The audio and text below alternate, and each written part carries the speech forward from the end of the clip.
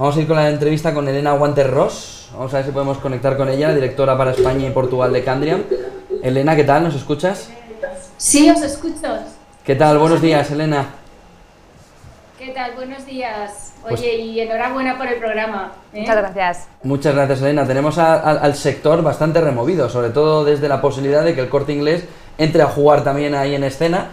Ese no es el tema de la entrevista, pero estamos movidos desde primera hora entre la operación bueno, de Singular. Para nosotros, cuantos más distribuidores de fondo haya, mejor para nosotros y para el mercado y para los consumidores también, claro que sí. Si nos puedes hacer un poco de introducción de cómo veis vosotros la actualidad del mercado, cómo veis cómo se está comportando las distintas rentabilidades, cómo veis el momento de entrada de inversión. Bueno, a ver, lo que vemos nosotros es que ha sido un año que había empezado bien. En marzo realmente pues nadie nos esperábamos cuál iba a ser las consecuencias de este virus y de esta crisis sanitaria, y que luego el mercado ha recuperado rapidísimo, pues gracias a todo el apoyo de los bancos centrales y a las políticas fiscales de los gobiernos. A este punto, bueno, pues somos un poco cautelosos ya en renta variable, porque efectivamente hay algunas empresas con valoraciones ya muy altas. Y luego tenemos pues la incertidumbre de la segunda ola, de que no sabemos si puede haber otro cierre, que esperemos que no, y de las elecciones en Estados Unidos, ¿no? Entonces hay como mucha incertidumbre en el corto plazo, pero aún así, bueno, pues teniendo los tipos tan bajos y bueno, y es verdad que los resultados de las empresas no han sido malos, pues creemos que en el largo plazo pues sigue habiendo valor, pero sí que es verdad que siendo muy selectivos, porque hay ya pues momentos de entrada en algunas empresas que ya les vemos muy caras.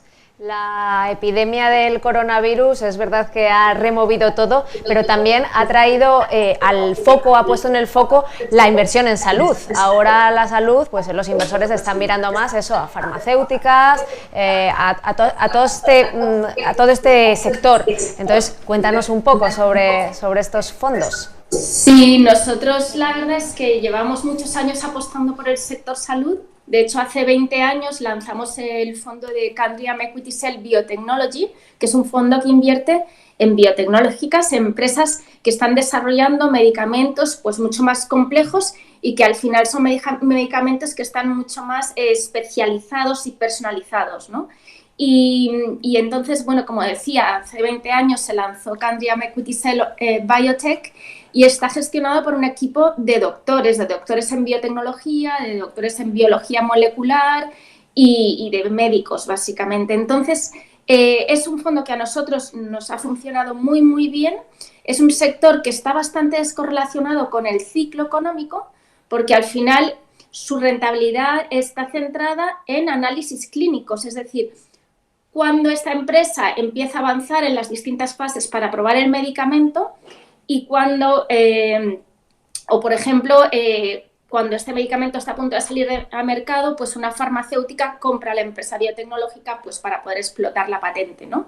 Entonces, son datos clínicos y son movimientos corporativos que nada tienen que ver con el ciclo económico o con las decisiones quizá políticas o tal. Entonces, es un fondo que aporta descorrelación a las carteras y que en un momento de crisis, como hemos visto, al final son muchas las empresas biotecnológicas que están desarrollando o vacunas o tratamientos para el coronavirus, ¿no?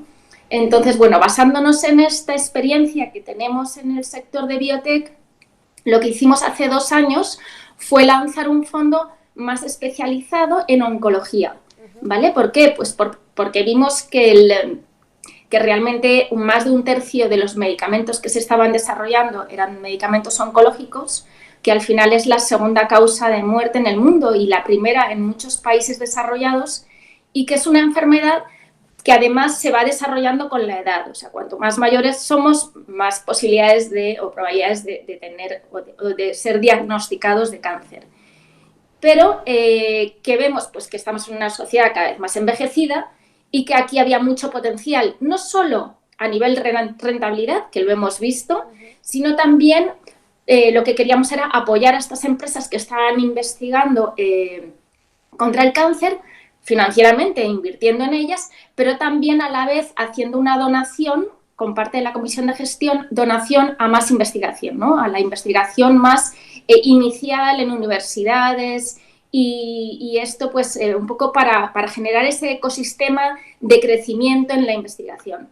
Y la verdad es que ha sido un éxito porque lo lanzamos hace 2 años y ya gestionamos más de 1.500 millones en el fondo y las rentabilidades han sido buenísimas. Pues mira, con decirte que el año pasado, frente al MSCI Healthcare, que sería su índice de salud, le sacó un 14% de rentabilidad por encima del Healthcare.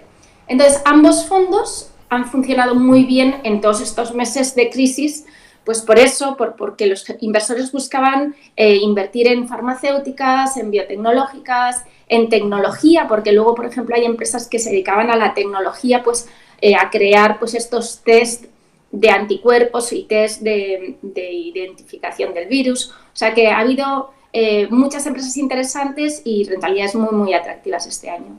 Elena, siempre me ha gustado de Candriam esa parte de ISR que tenéis, ¿no? Y, por ejemplo, hay una parte de este fondo de Oncology muy destacada, hay otra del fondo anterior de biotecnología. Si quieres empezamos por el último. El 10% de la comisión de gestión del fondo se va a la lucha contra el cáncer, para quien nos está escuchando y para quien nos está viendo, ¿verdad?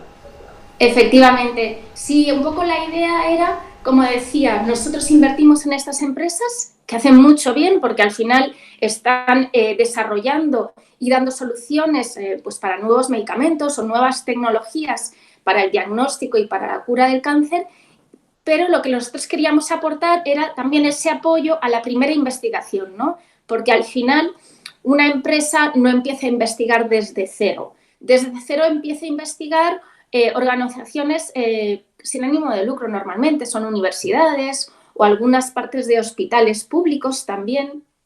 Entonces, nosotros queríamos colaborar en esa parte más inicial, porque una vez que empieza a haber datos interesantes, las empresas se interesan, compran este desarrollo y ya un poco hacen el seguimiento. Y ahí, pues en cada país hemos identificado qué asociación, qué organización o qué hospital está haciendo una labor buena en la investigación contra el cáncer.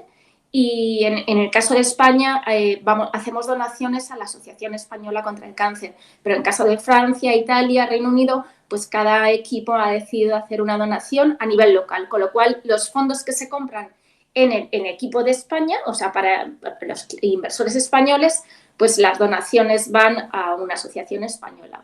Y el Candriam Equities Biotechnology, a mí me llama la atención 2 cosas. Uno, que hay más de 100 fondos, empresas dentro del fondo, y por otro lado, que esa selección y ese equipo gestor no lo hacen economistas, sino lo que lo hacen precisamente doctorados en biotecnología. Yo creo que esa es la clave. En ambos fondos, la inversión y la decisión de inversión la toman médicos, es decir, doctores en biotecnología, porque realmente para identificar las empresas tú lo que necesitas saber es qué datos clínicos tiene el desarrollo de este medicamento para ver qué probabilidades tiene de que salga a mercado o no salga a mercado.